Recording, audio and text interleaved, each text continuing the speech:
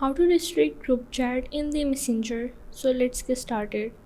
So you have to go into your Messenger application, and here you have to open the group chat. Now here you have to tap the group chat name. Now you have to go in the notification and sounds, and here you have to mute the notification and change it to the until I change it. And once you save the changes, you have to go back, and here you have to go in this chat section and you have to press and hold the group chat. Now here is the option to archive the chat. You have to click on it. Now if anytime you want to access the chat, what you have to do is click on these three horizontal lines that is in the top left corner. From here, go in the archive and you just have to unarchive the chat just like this.